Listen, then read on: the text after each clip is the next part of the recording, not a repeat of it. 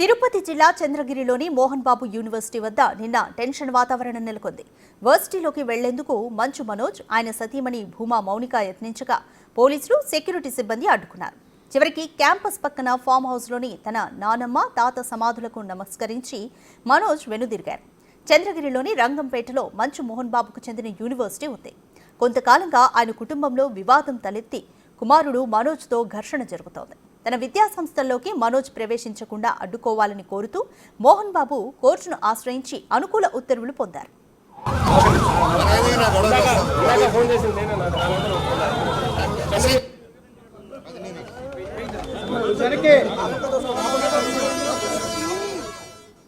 ఈ క్రమంలో బుధవారం మధ్యాహ్నం మనోజ్, ఆయన సతీమణి మౌనిక హైదరాబాద్ నుంచి తిరుపతి చేరుకున్నారు. తొలుత నారావారిపల్లె వెళ్లి మంత్రి లోకేష్ను కలిసి పండుగ శుభాకాంక్షలు తెలిపారు. తర్వాత రంగంపేట వచ్చి జల్లికట్టును వీక్షించారు. అనంతరం మోహన్ బాబుకు చెందిన క్యాంపస్ ప్రధాన గేటు వద్దకు చేరుకున్నారు.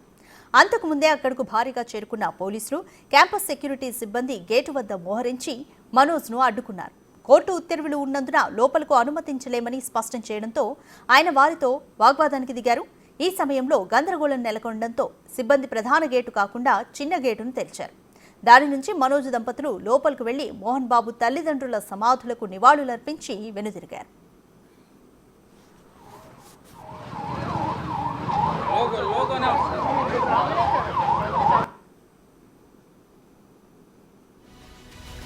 ఈ ఘటనకు సంబంధించి మంచు మనోజ్పై ఆయన తండ్రి మోహన్ బాబు పోలీసులకు ఫిర్యాదు చేశారు.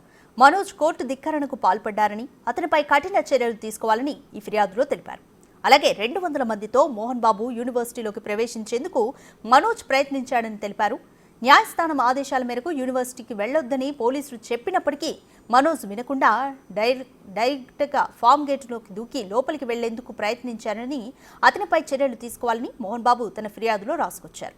దీంతో మంచు మనోజ్ ఇప్పుడు ఏం చేయబోతున్నాడు అనేది ఆసక్తికరంగా మారింది.